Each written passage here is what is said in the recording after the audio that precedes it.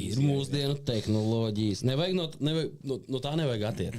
Ir mūsdienu tehnoloģijas, tev robots brauc un zāli pļauj, tev tas jau ir sakārtots. Es nesaku, ka mēs tagad gribu palikt. Tev vēl atnāk katru 3. nedēļu Dzintra iztīrīt māju. Kas sākāt kārtībā. Jā.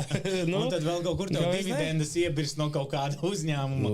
Viss kārtībā. Dzīvojam pašpietiekam un dividendas no alkohols iebirst un valē tikai.